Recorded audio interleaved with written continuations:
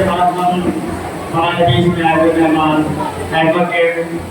साहब अशरफ नदौली साहब से गुजारिश करेंगे कि वो अपने ख्यालात के साथ हमारे सामने मुख्तसर से वक्त में करें। जनाब साहब अशरफ नदौली साहब। मैं सबसे पहले इंटर कॉलेज के प्रांगण में शफीकुल अहमद हाजी साहब, जिनकी वजह से मैं यहाँ पर खड़ा हूँ, अबरार अहमद फारूकी साहब, जो कि जिनके बारे में कहा जा सकता है कि वो समाज के बारे में, कौम के बारे में, देश के बारे में एक बयान फैला सकते हैं। और इस स्कूल के जितने भी स्टाफ है और इस स्कूल के जितने भी लड़के हैं, लड़कियां हैं, जितने भी यहाँ पर स्टूडेंट्स हैं और उनके पेरेंट्स जो आज इस इंडिपेंडेंस डे के मौके पर यहाँ पर आए हैं, उन सभी का दिल की गहराई से इस्तेमाल करता हूँ, स्वागत करता हूँ, अभिनंदन करता हूँ। मैं 15 अगस्त में अपनी किसी ख्याल को रखूं उससे पहले मैं इस बात को आपसे कहना चाहता हूँ और मैं आप सबसे मर्दाना तौर पर गुजारिश करता हूँ कि जरा देर के लिए आप आज के इस माहौल को, जरा देर के लिए आज के इस 15 अगस्त के इस पल को जरा सा अपने जहन में लेकर जाइए। अबरार अहमद फारूकी साहब ने अपने संबोधन में कहा कि हमसे कुछ कमियां रही हैं, तो मैं आपसे और सबके साथ में इस बात को कहना चाहता हूँ और खासकर आप लोगों से कहना चाहता हूँ कि जब किसी तहरीक की शुरुआत की जाती है, जब किसी बड़े काम की शुरुआत की जाती है, तो वहाँ पर संघर्ष का समय होता है, आदमी अकेला होता है। मैं यहाँ पर बहुत लोग बैठे हैं और आप सब के बारे में मैं बहुत अच्छा नहीं जानता, लेकिन इतना मैं कह सकता हूँ कि अच्छा क्या है और खराब क्या है, इसका फर्क हम सब कर सकते हैं। सन 1920 का मौका था और एक दीवाना निकला जिन्हें हम सब सैयद अहमद खान के नाम से जानते हैं। मैं इस बात को इसलिए कह रहा हूँ, ये संघर्ष का दौर है और खासकर इस स्कूल के जो स्टाफ है वो अगर अपने आप को कमजोर महसूस कर रहे हैं तो उनके घर को तोड़ने के लिए मैं इस बात को कह रहा हूँ कि 1920 का दौर था, एक दीवाना निकला हमारे ही कौम से, हमारे इस सोसाइटी से, जो दुनिया सैयद अहमद खान के नाम से जानती है। उस वक्त कानपुर में हम जानते हैं चमड़े का कारोबार बहुत होता था। वो अपने कुर्ते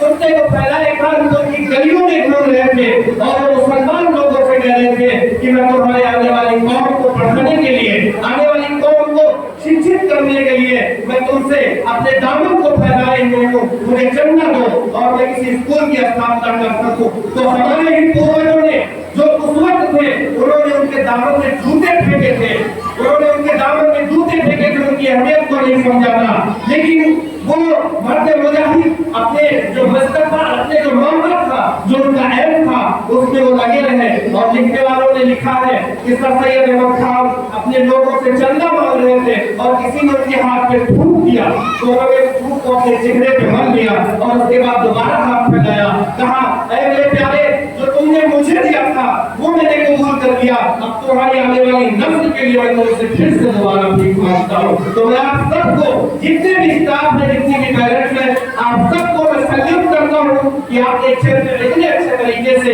इसका आगाज किया है और इंशाअल्लाह उम्मीद की जा सकती है कि आगाज अगर इतना बेहतर है। हमने अभी देखा कितना अच्छा तरीके से बच्चे ने परफॉर्म किया कि सबकी आंखों में आंसू जारी हो गए और कितना अच्छा तरीके से। मैं ये कहना चाहता हूँ कि हमारे सामने जो बच्ची बच्चे आप बैठे हुए हैं, जो हमारे बच्चे बच्चियां हैं, यही आगे जाकर हमारा प्रतिनिधित्व करेंगे, यही आगे जाकर जो है हमारा प्रतिनिधित्व करेंगे, हमारे समाज सोसाइटी को आगे लेकर जाएंगे। और इसके बाद में हमको ये नहीं सोचना चाहिए कि आप 15 अगस्त का दिन है तो 15 अगस्त के बारे में मैं एक छोटी सी बात आपसे कहूंगा, उसके बाद में अपनी बात को खत्म करूंगा कि नेताजी सुभाष चंद्र बोस ने आजाद हिंद फौज का गठन किया और वो बंगाल की रियासत में, बंगाल में वो चंदा मांग रहे थे। तो एक बहुत अमीर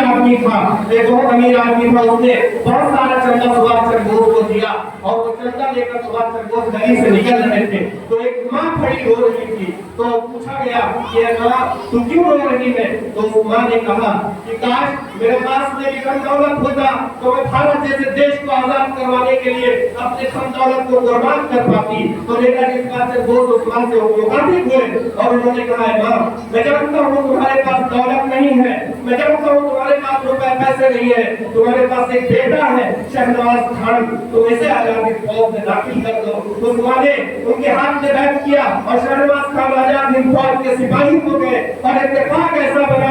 चंद दिनों के बाद में शहनवाज खान शहीद हो गए देश के लिए लड़ते लड़ते। सुभाष चंद्र बोस ने एक मैदान में जितने भी आजाद हिंद फौज के सिपाही थे उन सबको इकट्ठा किया और शहनवाज खान की मां को सामने खड़ा किया और सबसे मुखातिब होकर कहा, ये लोगों, रहती दुनिया तक जब तुमसे और तुम्हारी नस्लों से कोई पूछेगा कि तुमने भारत माँ को देखा है तो तुम सीना चौड़ा करके इस माँ का नाम ले लेना। ये हमारी कुर्बानी है। हमने इस देश को आजाद कराने के लिए, हमने इस देश को अपने वतन को पाने के लिए हमने कितने संघर्ष किए हैं। जामा मस्जिद की सीढ़ियां गवाह है कि जब मौलाना अब्दुल कलाम आजाद ये कह रहे थे कि ये लोगों उठो, अभी को उठो और अपना देश छोड़कर न जाओ, इस देश में तुम बराबर के हकदार हो और हमारा हक है, हमारा अधिकार है। और हक एक समाज समझ लीजिए भीख मांगी जाती है, हक मांगा नहीं जाता है। मांगने वाली चीज भीख है, हमारा हक है, हमारा अधिकार है। और जो मुल्क में कमोबश का माहौल है, जो मुल्क में किसी तरीके से मुल्क में सियासी तौर पर कुछ परेशानियां हैं जिनसे हमको तकलीफ भी है, हमको दुख भी है कि हमारे देश में उनका भटक है। लेकिन जहाँ बात देश की आएगी वहाँ हम सब एक है। और रही बात